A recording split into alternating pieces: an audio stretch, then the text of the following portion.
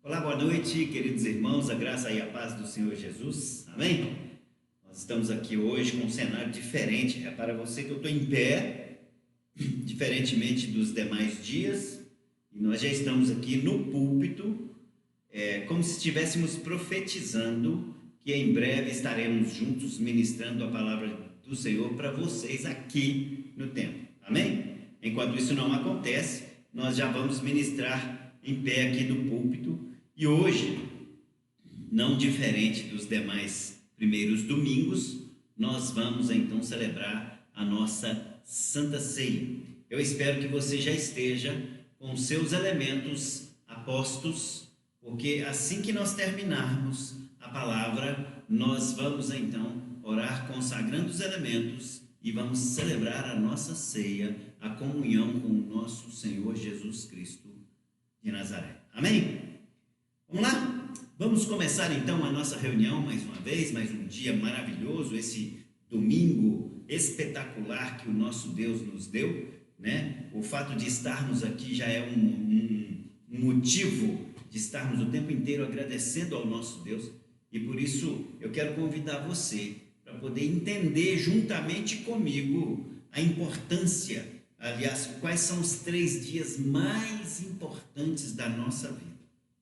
É verdade, é isso mesmo, os 3 dias mais importantes da nossa vida. E é sobre isso que nós vamos falar nessa noite. Por isso eu convido você a orar junto comigo. Amém? Vamos orar? Para que Deus possa nos abençoar e nos conceder graça e sabedoria para poder conseguirmos revelar essa palavra que Ele tem para nós. Amém? Senhor, em nome de Jesus, nós queremos agradecer ao Senhor por tudo que o Senhor tem feito. Ó Deus, queremos pedir ao Senhor que tenha misericórdia de nós, para que nós possamos, ó Deus, em função disso, nos anular e permitir com que somente o Senhor aqui fale nessa noite. Deus, em nome de Jesus, essa palavra que vem do Senhor é uma palavra que é extremamente abençoada e serve para nos alertar, serve para nos mostrar o tanto, Senhor Deus, que nós somos abençoados pelo Senhor e fomos abençoados pelo Senhor. E por isso, Pai, em nome de Jesus, nós queremos pedir que essa palavra venha bater nos nossos corações e frutificar, meu Pai. Permitir com que eu e os demais ouvintes dessa palavra sejamos praticantes dela. E quando, Senhor Deus, a praticamos, certamente seremos diferentes em relação a várias outras pessoas do mundo. Por isso, Pai, quero pedir ao Senhor que cuide de nós, que o Senhor esteja verdadeiramente junto conosco nessa noite, fazendo, ó Deus, com que nós consigamos, Senhor, sermos revelados completamente pela Tua palavra.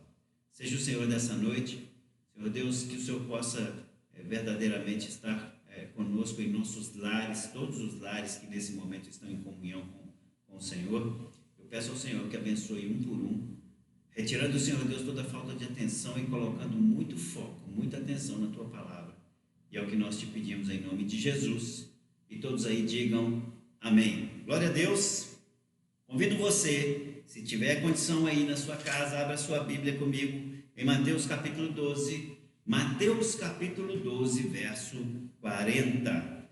Mateus capítulo 12, verso 40. Nós lemos da seguinte forma na versão NVI. Pois assim como Jonas esteve 3 dias e 3 noites no ventre de um grande peixe, assim o Filho do Homem ficará 3 dias e 3 noites no coração da terra. É isso. Amém? Essa é a palavra do Senhor que vem nesse versículo para nós nessa noite. Irmãos, é muito interessante a gente começar a discorrer com vocês a respeito desses 3 dias em que Deus permite com que toda uma história da humanidade seja mudada. É muito interessante a gente começar a pensar que o mundo teve completamente a sua história mudada a partir desses 3 dias, né? A história da criação, que veio com alguns problemas, principalmente o problema da maldade instaurado lá na época de Adão por causa do pecado. Essa história da criação, ela foi resolvida em 3 dias. Nós sabemos disso, eu sei disso, você sabe disso, E nós sabemos que nesses 3 dias milhares e milhares de vidas são transformadas. Nós sabemos também que os destinos das pessoas foram traçados nesses 3 dias. Havia ali um marco. A partir do momento que esses 3 dias acontecem, há um marco na minha vida e na sua vida, que é um marco de mudança completa de caminho, mudança completa de atitude, mudança completa de vida. Esses 3 dias, eles fazem com que civilizações inteiras, nações inteiras sejam alteradas, desde que permaneçam levando em consideração tudo aquilo que está acontecendo nesses 3 dias. Existem grandes linhas doutrinárias que tentam fazer os cálculos do que são esses 3 dias. Tem gente que fala o seguinte: nós lemos aqui, esses 3 dias, eles são os dias em que Jesus morreu, o dia em que houve o luto, que é o sábado, e depois o dia que Jesus ressuscitou.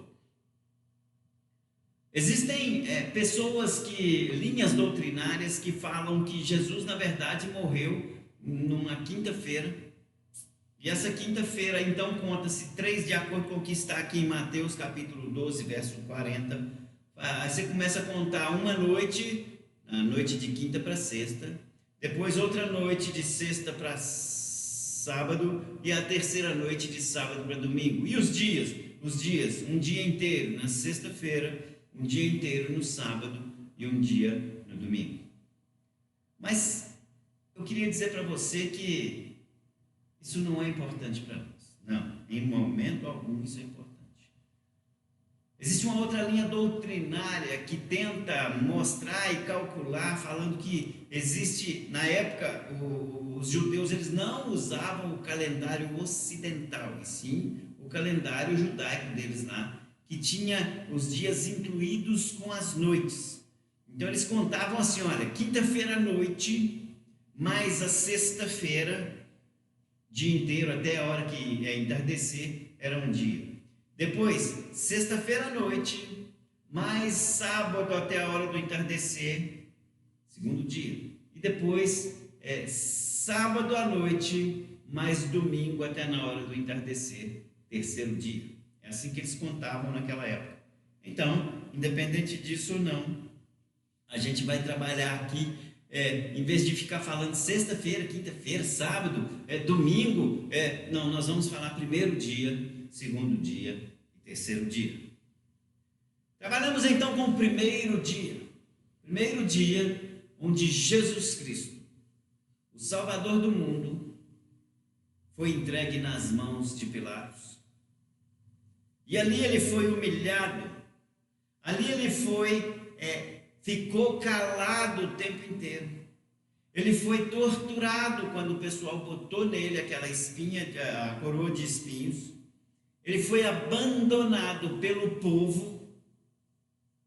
Ele foi desprezado em todas as coisas que ele havia feito de bom para as pessoas. As pessoas que não queriam saber de Jesus também não queriam saber da sua doutrina, também não queriam saber de tudo que ele pregava, também não queriam saber dos milagres que ele fazia, não estavam nem aí, não queriam saber de Jesus. Achavam que ele era um charlatão. Achavam que ele realmente estava ali para enganar. E aí toda a maldade do mundo naquele dia foi revelada. Por que toda a maldade do mundo foi revelada naquele dia, que é o dia onde Jesus Cristo foi humilhado? Porque a grande maldade do mundo foi trazida pelo pecado. E o pecado, ele tenta o tempo inteiro, a palavra do Senhor diz que a carne milita contra o espírito e o espírito milita contra a carne. Então, o pecado o tempo inteiro tenta insultar o espírito. Sabemos que o pecado é Satanás, sabemos que o pecado e a maldade é Satanás, então eles tentam o tempo inteiro insultar Deus. Já que ele não conseguiu pegar o lugar de Deus, ele faz o tempo inteiro um monte de coisas para insultar Deus.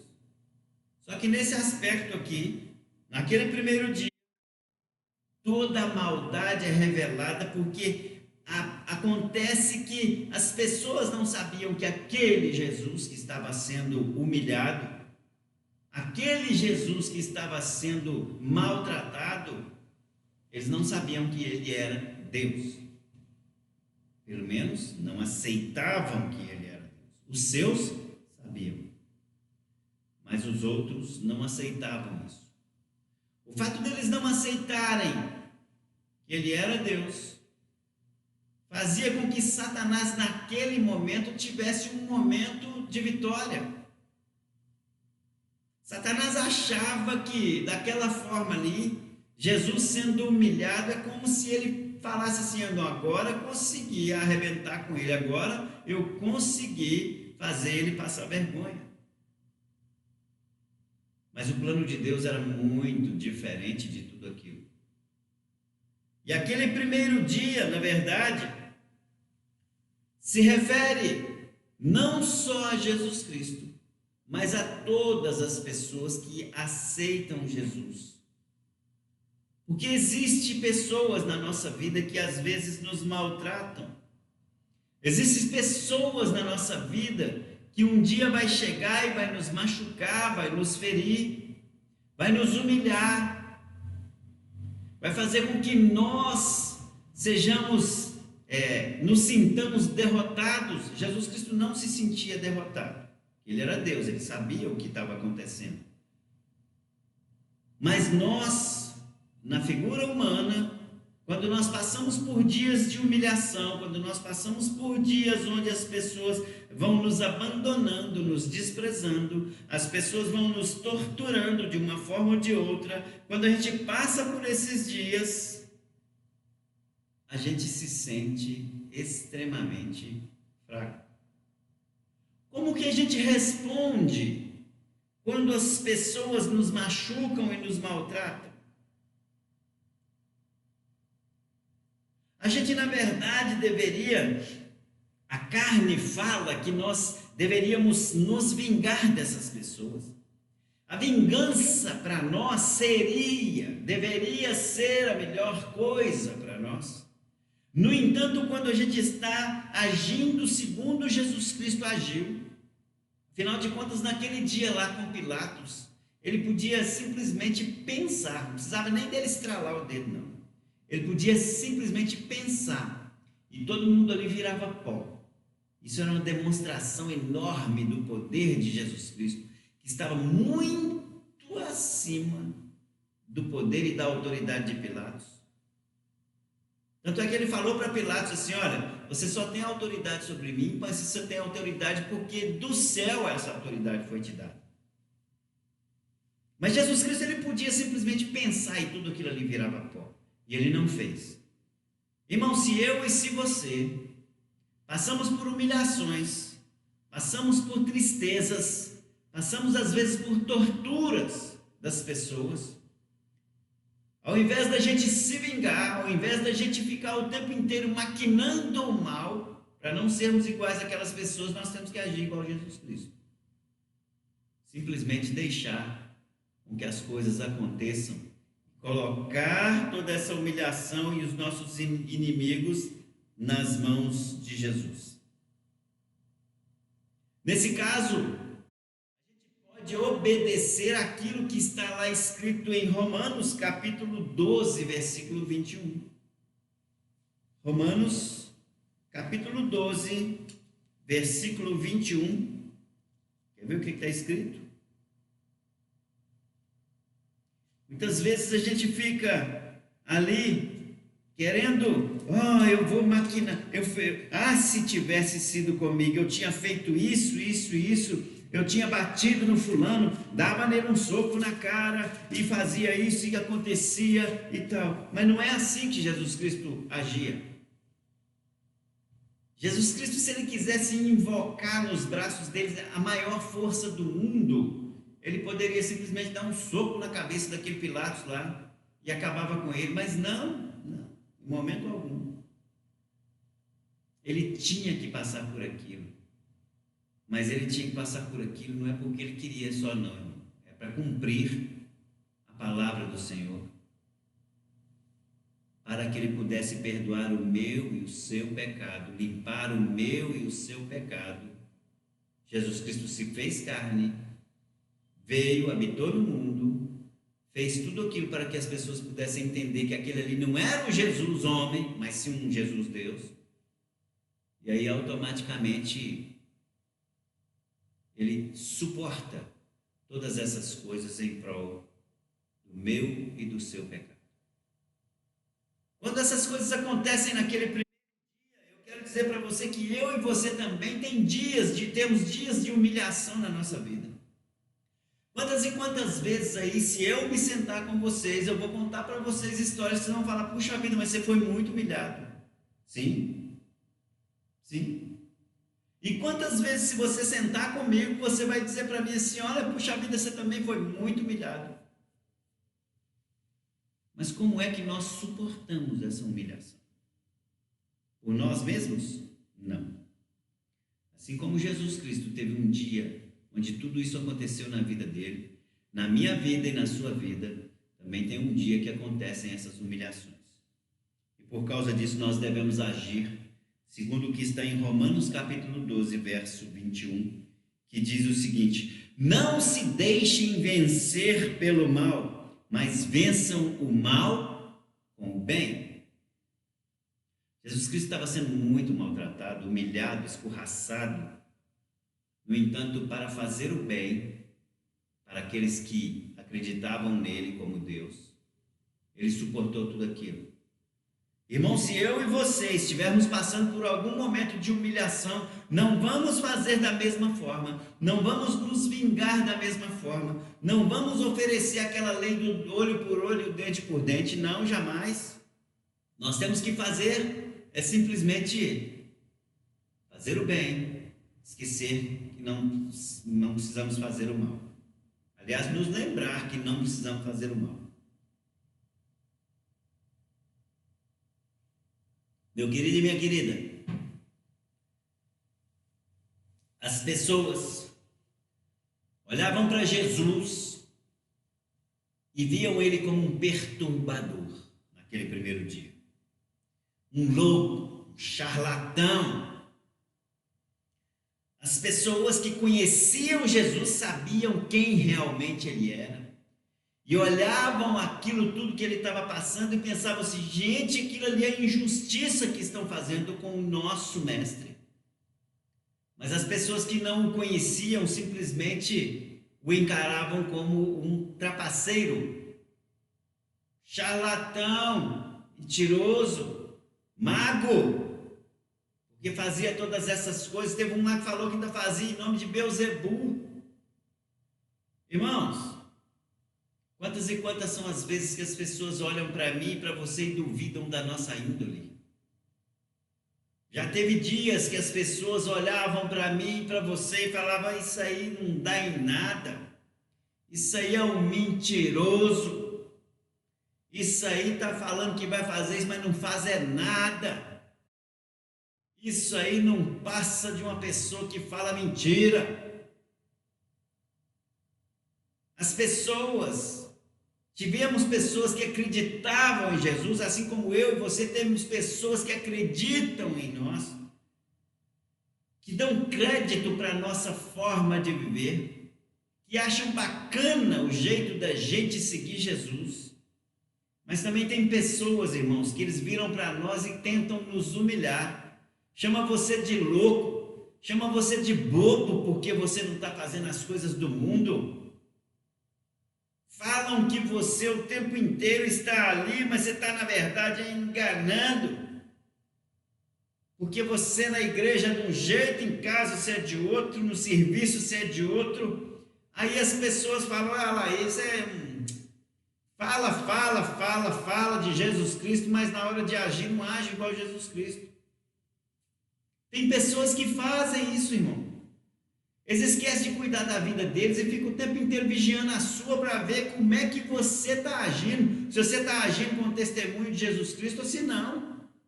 Porque se você estiver agindo com o testemunho de Jesus Cristo, ele vai te chamar de louco. Agora, se você não estiver agindo de acordo com o testemunho de Jesus Cristo, eles vão te chamar de mentiroso, ou seja, o cara quer te acusar de alguma coisa. Sempre assim. Se você estiver fazendo bem, ele te acusa de um jeito. Se você estiver fazendo o mal, ele te acusa de outro jeito.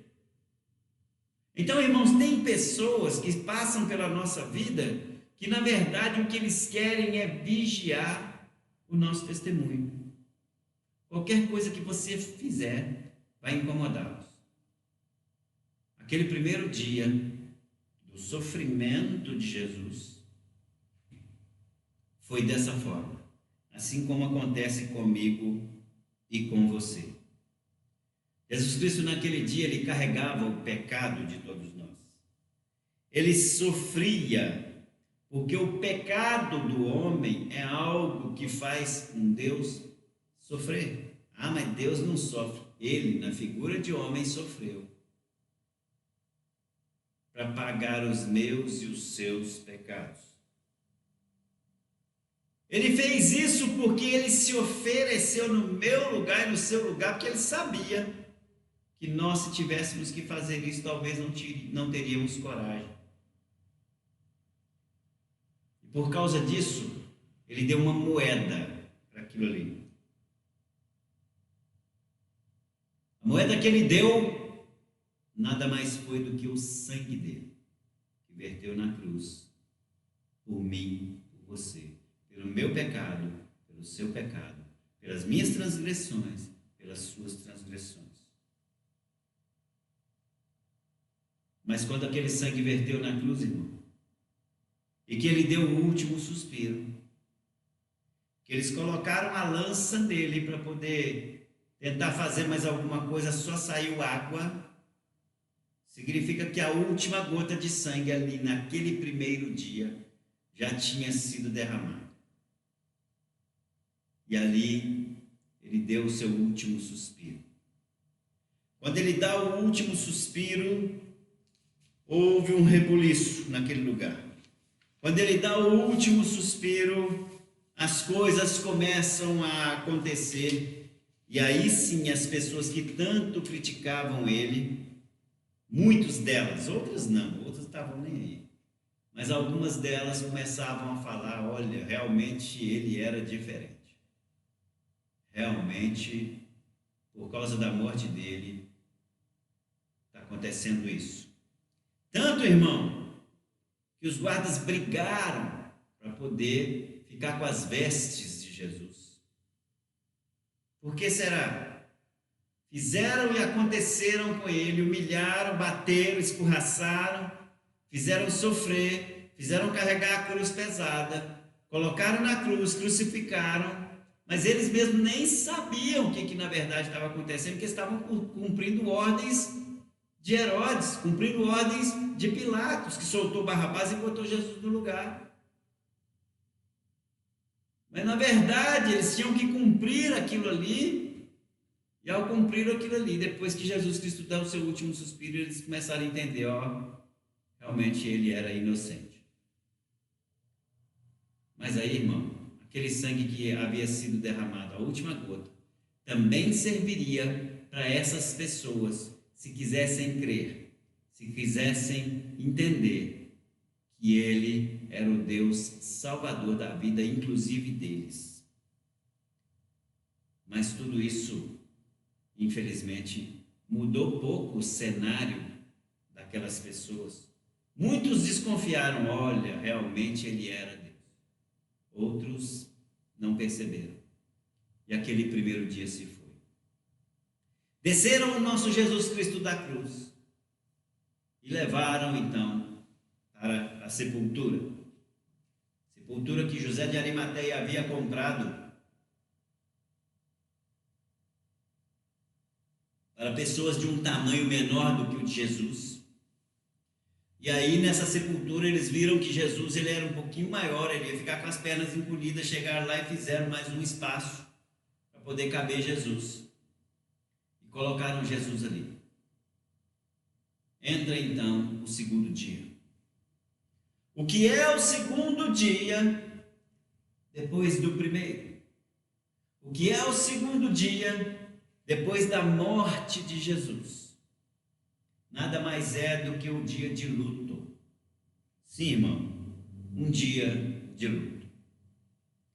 Só que Satanás achou que a história acabava ali.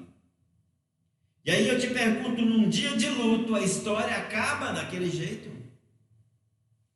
Será que a história... não, a história de Jesus acabou ali. A história do fulano acabou. A história do ciclano acabou ali quando ele morreu. Agora é o luto que nós vamos viver. O plano de Deus, será que ele acaba com a morte? Para pensar para você ver. O plano de Deus não pode acabar com a morte, gente. Irmão, tem dia. Quem está de luto sabe como é que é. A gente perde a direção. Os nossos pensamentos ficam vagueando. Você fica pensando coisa nada a ver. Isso quando consegue pensar em alguma coisa. Você fica fraco, você fica com medo. Fica sem saber o que vai fazer. Fica sem um rumo na vida. Tem gente que fala assim, eu fiquei sem chão. A gente acha que tudo da nossa vida vai acabar ali, você perde a esperança. Irmão, a gente fica com medo das coisas. E eu tenho certeza que não foi diferente com aquele povo que amava Jesus. Eles deviam ter ficado assim, meu Deus, agora acabou. O que vai ser de nós?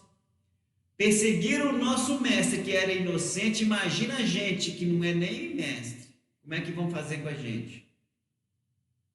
Crucificaram o nosso mestre, que era inocente. Então ali acabou tudo. As pessoas achavam que ali tinha acabado. Mas ele já tinha avisado o pessoal que ele já ia ressuscitar.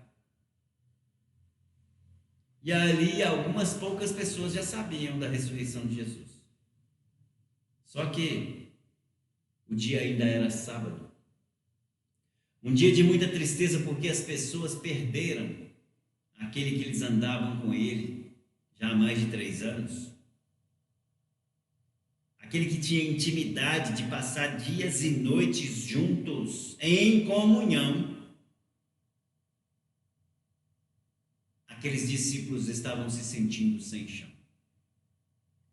O luto, irmão, naquele segundo dia trouxe esse sentimento para as pessoas. Assim como tem dia que eu e você também nos sentimos dessa forma.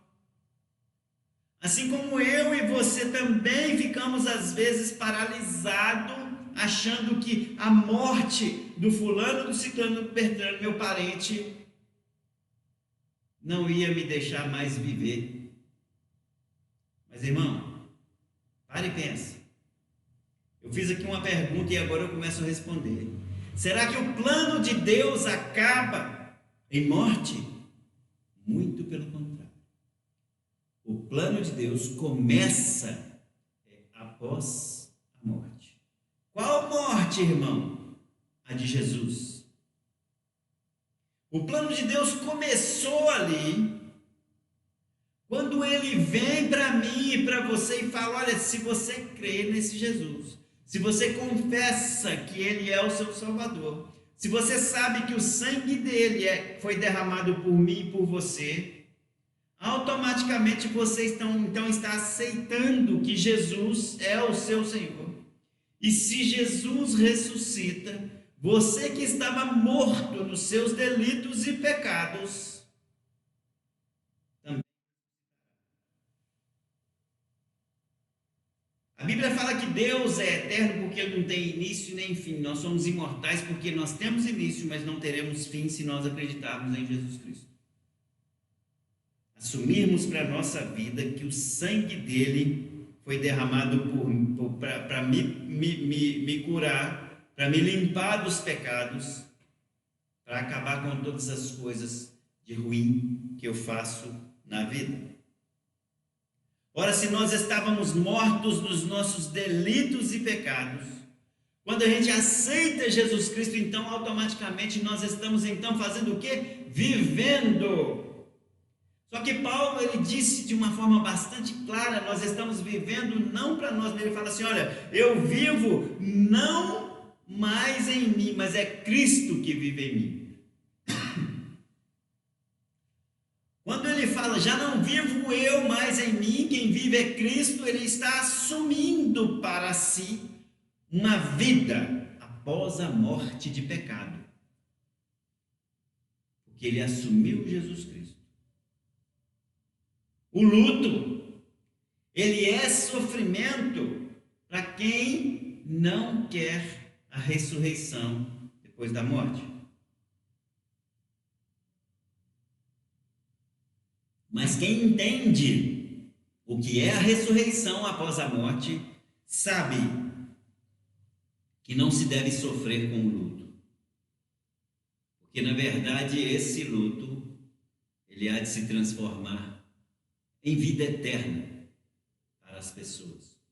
E outra coisa, irmão, quem está com Jesus Cristo morre, não passa pelo luto e já vai para a vida eterna.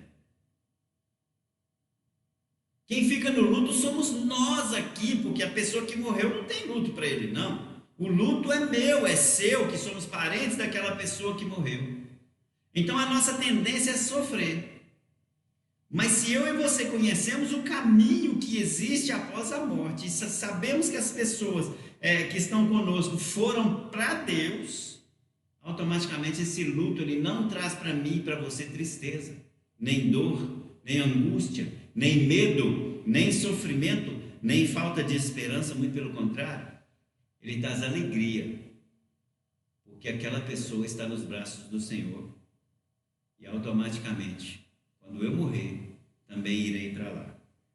Esse é o segundo dia. O segundo dia onde para muitos ele é sofrimento, mas é um segundo dia para aquele que conhece Jesus Cristo, assim como os discípulos dele o conheciam, não sofriam tanto. Tem a dor da separação, sim, sem dúvida, eles sofreram por causa disso. Tem a tristeza de ver tudo aquilo que aconteceu no dia anterior, com muita humilhação, muita dor, muita angústia, muita execração, estavam acabando com Jesus Cristo, muito sofrimento, mas eles sabiam que ele era Deus, eles sabiam. E aí, irmão, vem o terceiro dia. O terceiro dia é um dia de triunfo, o terceiro dia é um dia de vitória. É desse terceiro dia que eu falo para você na sua vida e na minha vida, que é ali que se manifesta e se confirma o grande amor do nosso Deus por mim e por você.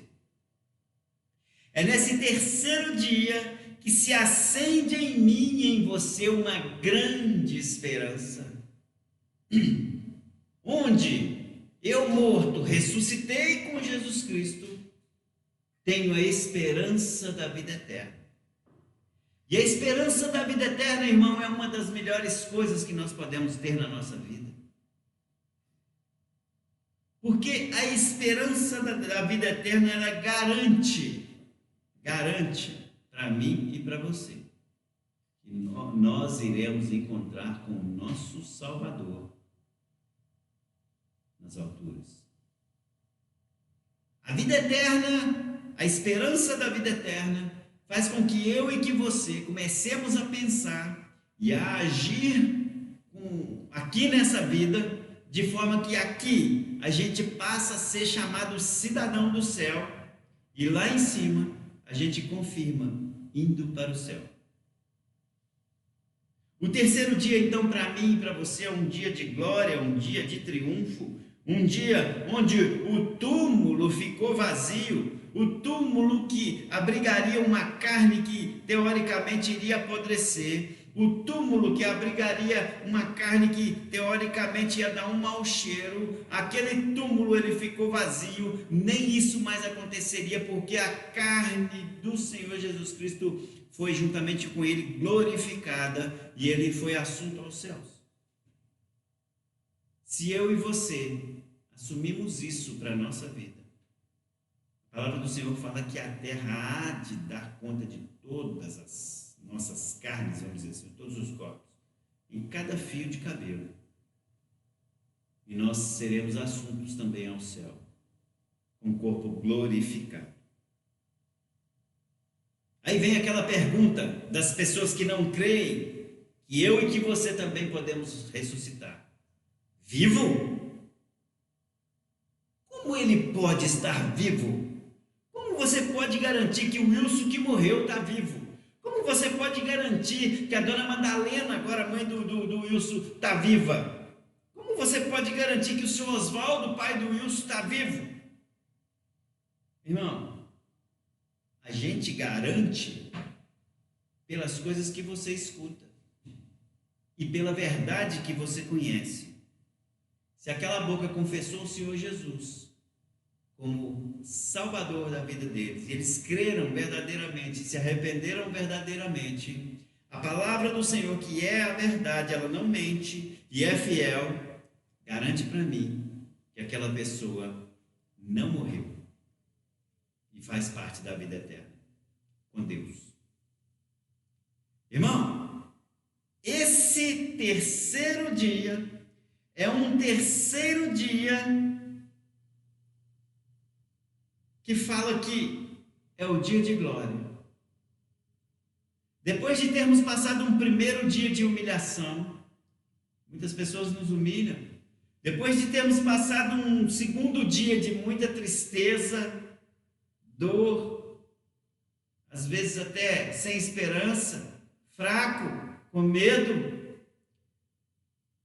a Bíblia fala que as nossas forças se renovam todas as manhãs. Puxa vida, por que se renovam? Porque você passou a noite chorando. Mas no outro dia vem a alegria. Você passou 2 dias, irmão. Primeiro dia em sofrimento, segundo dia chorando. Mas no terceiro dia vem a alegria. A alegria de andar com o Senhor. A alegria de estar com o vencedor. A alegria de estar com Deus verdadeiro. Aquele que garantiu para si a ressurreição, e então ele garante para mim e para você também a ressurreição. É exatamente isso. Esse terceiro dia, ele é um dia de glória, ele é um dia de triunfo, porque ele na verdade é um dia de encontro, onde a gente há de se encontrar no céu. Com quem? Com o nosso Salvador, irmão. Com o nosso Salvador. E as demais pessoas que estiverem com ele. É o dia do início da nossa vida eterna com Deus. É o dia onde eu e você vamos ser recebidos com festas pelos anjos. Lembra que Jesus Cristo ressuscitado foi para o céu? Imagina, os anjos devem ter feito festa. Irmão, quando eu e você, que estava morto nos nossos delitos e pecados, fomos ressuscitados em Cristo quando nós assumimos Jesus Cristo como nosso Salvador, os anjos fizeram festas. Fez festa para a minha conversão, fez festa para a sua conversão, fez festa para a conversão de várias pessoas.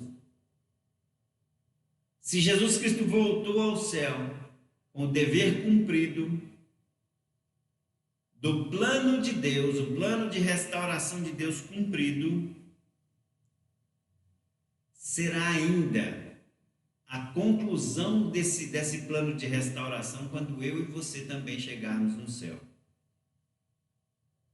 O plano de Jesus foi cumprido. A conclusão do plano de Deus ainda está por acontecer, que é a segunda vinda de Jesus, quando nós subiremos com ele. Querido irmão, querida irmã, são 3 dias extremamente importantes para a minha vida e para a sua vida. Mas o que Jesus passou nesses 3 dias, se você parar para pensar, nós também passamos. Passamos por muita humilhação, dor, angústia, tristeza, tortura. Passamos por um momento de insegurança, medo, falta de esperança, achando que Deus nos abandonou, que é o luto. Mas também passamos por momentos de glória, sabendo que Jesus Cristo, o próprio Deus, cuida de nós e está nos esperando para estarmos com Ele na glória. Face a esse tipo de coisa, esses 3 dias que nós comentamos aqui, que são os 3 dias mais importantes das nossas vidas. O que? Os seus 3 dias? Não, os 3 dias que Jesus sofreu, que Jesus foi sepultado e que Jesus ressuscitou. Esses 3 dias são os 3 dias mais importantes da minha vida e da sua vida.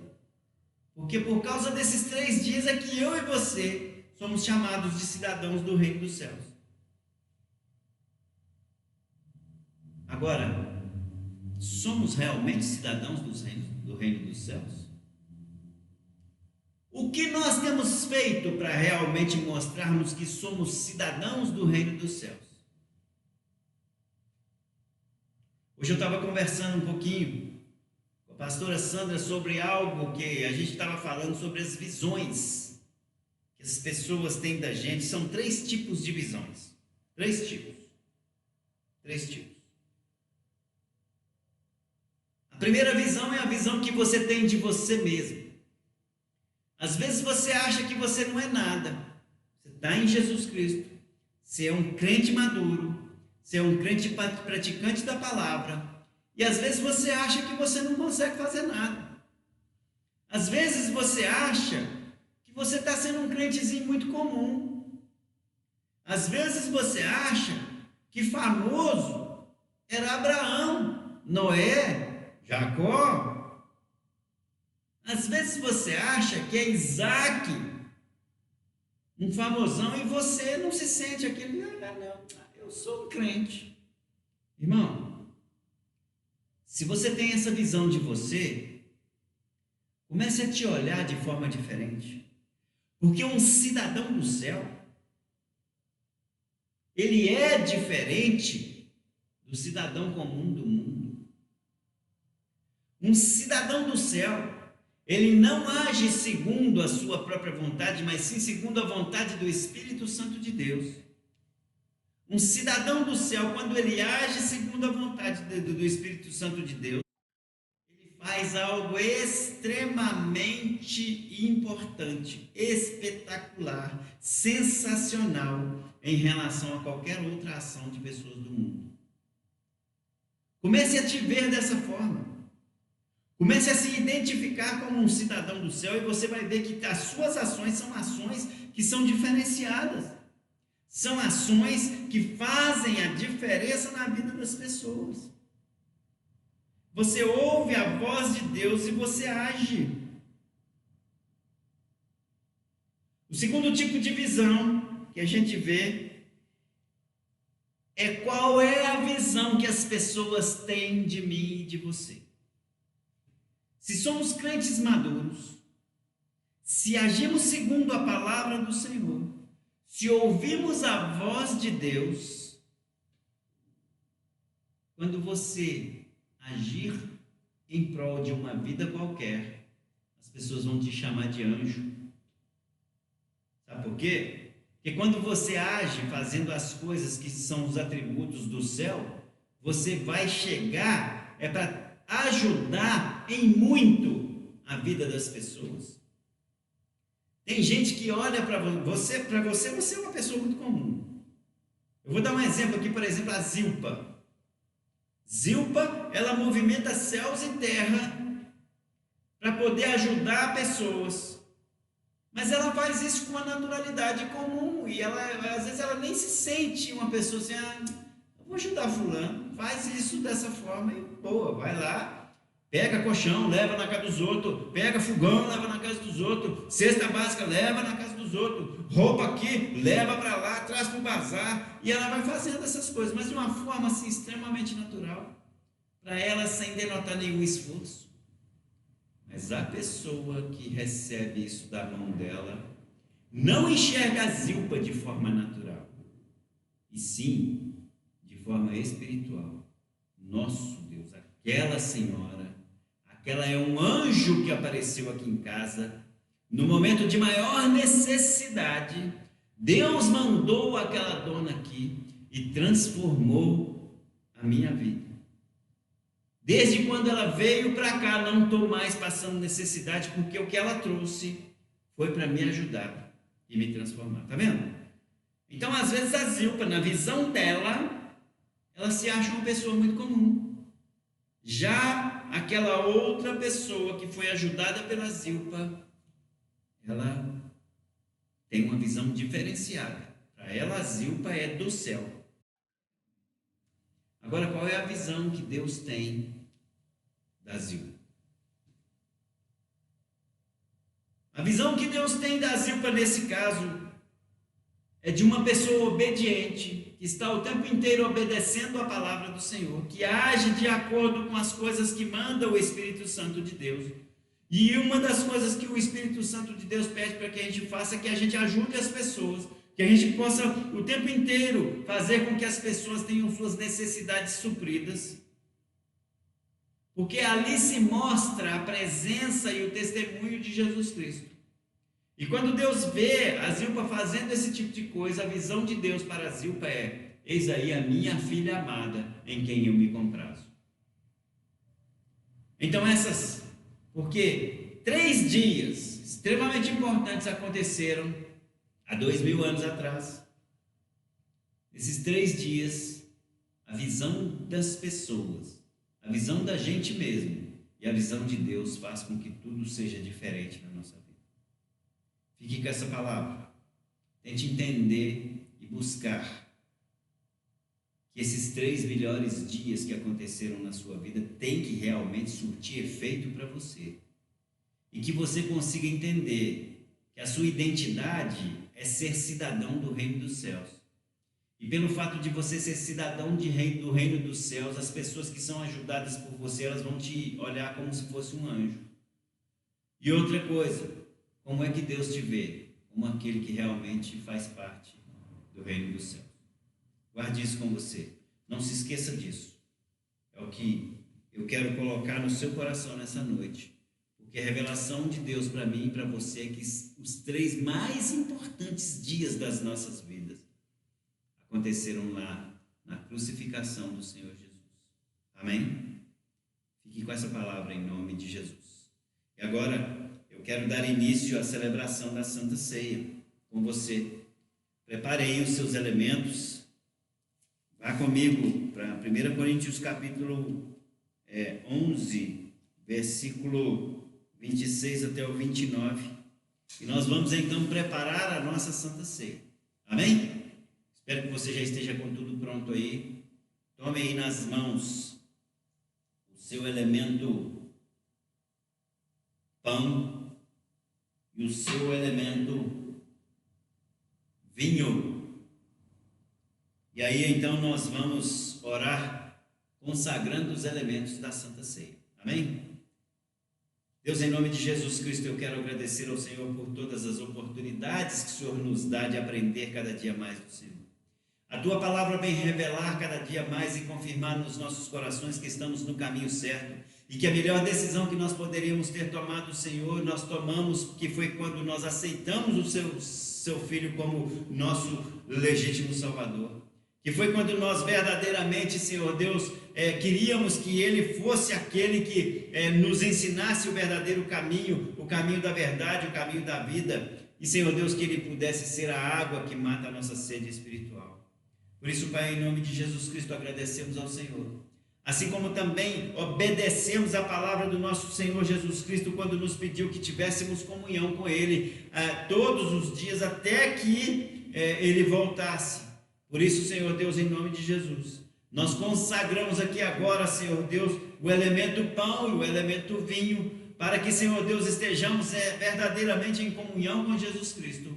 E que nós possamos, Senhor Deus, com essa comunhão, confirmar, Senhor Deus, que o Teu Santo Espírito é Ele que governa as nossas vidas. Porque se nós temos comunhão com o nosso Salvador, nós entendemos perfeitamente que os 3 dias de martírio da vida dele, na verdade, serviram para que eu e todos nós que temos comunhão com ele, tenhamos a vida eterna. Por isso, Pai, muito obrigado. Senhor Deus, ofertamos ao Senhor este pão e esse vinho, para que o Senhor possa consagrar esses elementos simbólicos, Senhor Deus, que vão, Senhor Deus, agora entrar no nosso corpo, mas que vão produzir, Senhor Deus, acima de todas as coisas, o produto espiritual, a comunhão com o Senhor Jesus e o cumprimento da Tua palavra.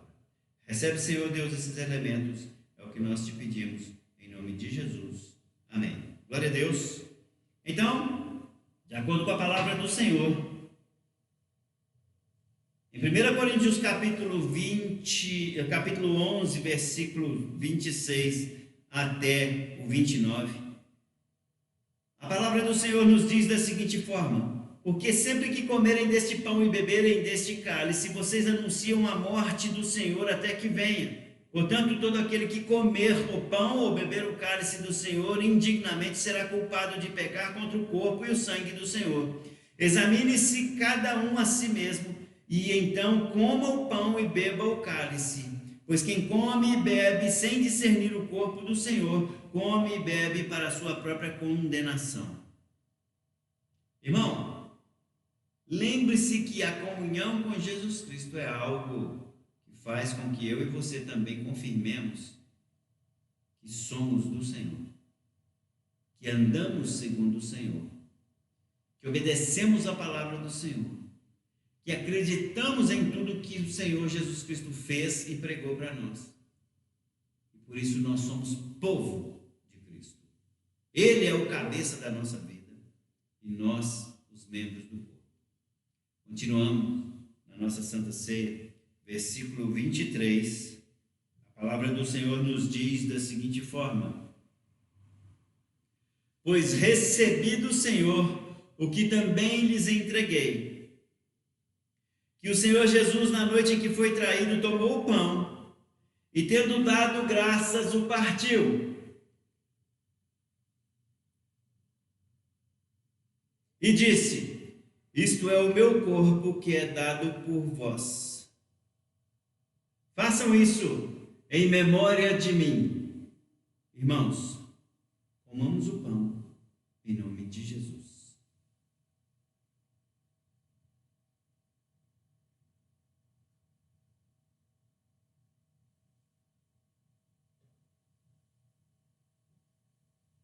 Louvado seja Deus.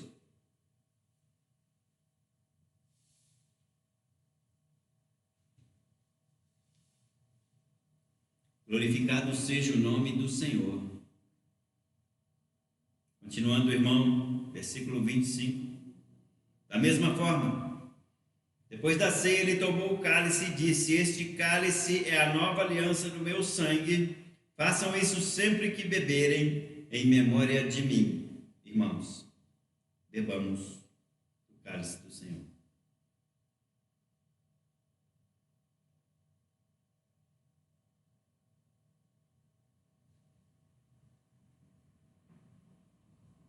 Louvado seja o nosso Deus.